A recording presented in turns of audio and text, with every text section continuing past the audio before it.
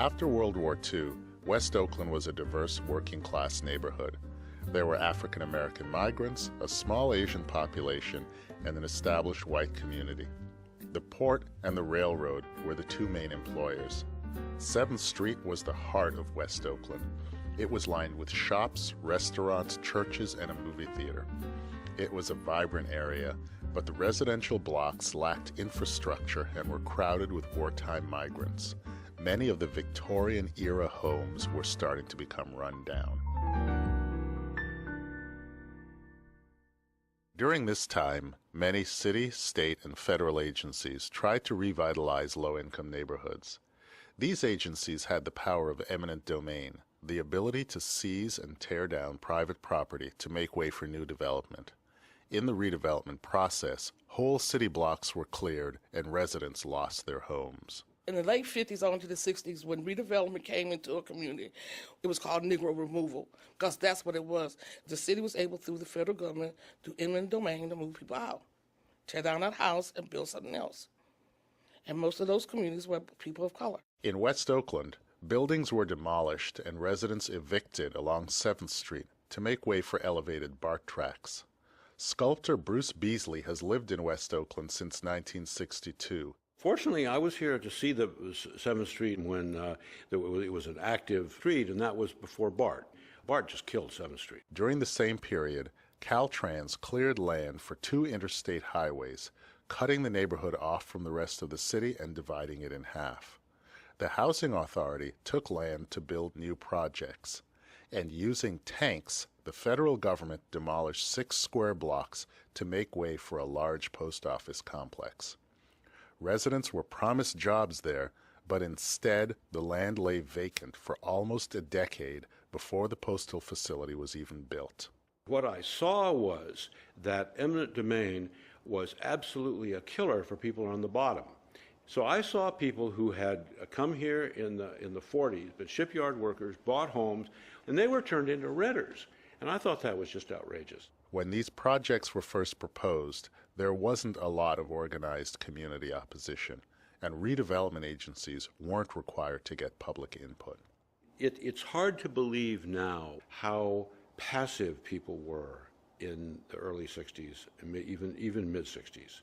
It was very hard to generate opposition to things that the government did. But by the mid-1960s, that started to change.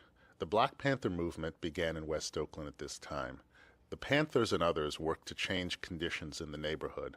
Some of the first successful community organizing wasn't in opposition to large infrastructure projects like BART and the highway, but smaller, everyday issues like the lack of streetlights. Physically, there were no streetlights in West Oakland. I don't mean there were old dim ones. There were none and never had been. Neighborhood activists did research and discovered that more than a decade earlier, the public utility had agreed to install streetlights if the city would simply pay the electricity bill. Wow, that sounded pretty good to me.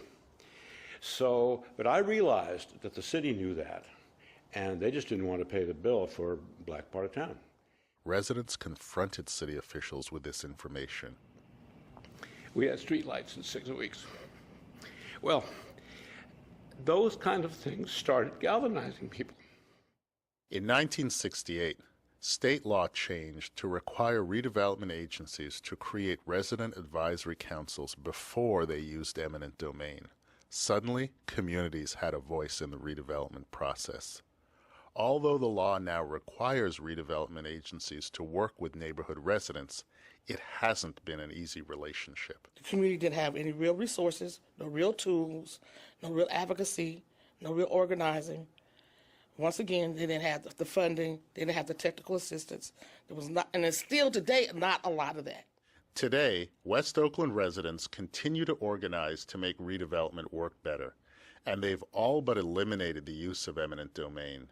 Committed neighborhood activists like Margaret Gordon and Bruce Beasley now participate in the West Oakland Project Area Committee, or WOPAC, a coalition of residents that oversees how redevelopment funds are spent.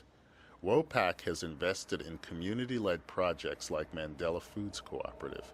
It's a new grocery store across the street from BART that's part of a mixed-use development.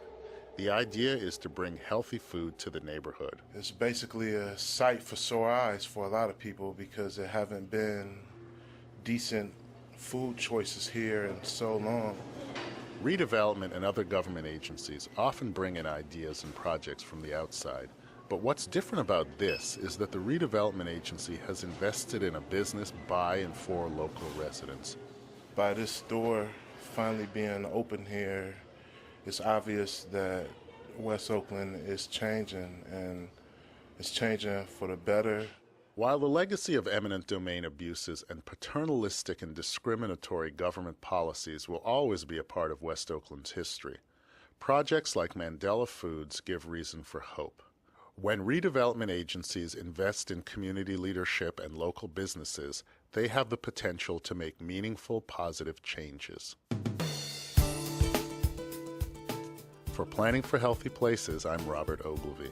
For other podcasts in this series and more information on redevelopment and public health, visit www.healthyplanning.org.